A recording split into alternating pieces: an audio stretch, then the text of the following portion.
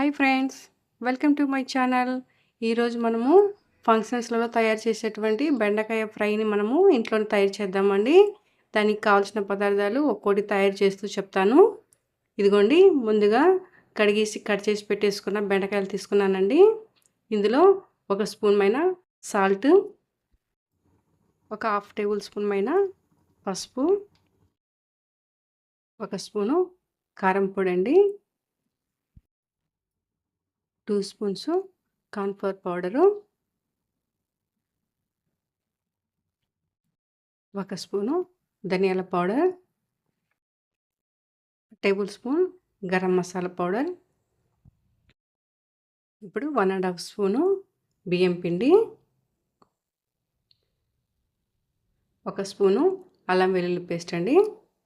ఈ మసాలాలు మొత్తము బెండకాయ ముక్కలకు పట్టే విధంగా కలుపుకోవాలి. చూడండి, కొంచెము డ్రైగా ఉంది కదా. ఇప్పుడు కొద్దిగా వాటర్ యాడ్ చేసి కలపటం వల్ల బెండకాయ ముక్కలకు మసాలా మొత్తం బాగా పడుతుందండి. ఇదిగోండి, ఇలా మొత్తం కలిపేసాం కదా. ఇప్పుడు స్టవ్ పైన బాణలు పెట్టేసి ఆయిల్ వేడి చేసుకుందాము. ఇదిగోండి, ఆయిల్ వేడైపోయింది కదా. ఇప్పుడు మనము కలిపి పెట్టుకున్నటువంటి ఈ బెండకాయ ముక్కల్ని విడివిడిగా వేసేద్దామండి. ఇవి మనము మీడియం ఫ్లేమ్లోనే వేయించుకోవాలి. ఇదిగోండి, ఇలాగ మనము మీడియం ఫ్లేమ్లో వేయించడం వల్ల ఏంటంటే కాస్త క్రిస్పీనెస్గా అనిపిస్తాయి.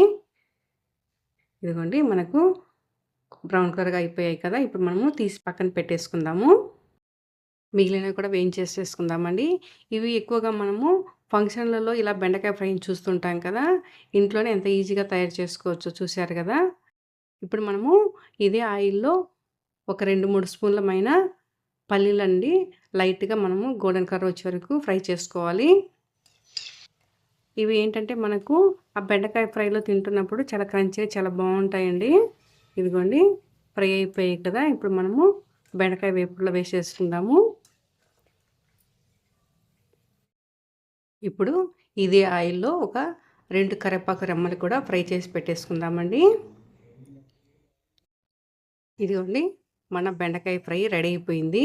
క్రిస్పీగా సాంబారు పప్పుచారులకి సైడ్ డిష్గా సూపర్ టేస్ట్గా ఉంటుందండి.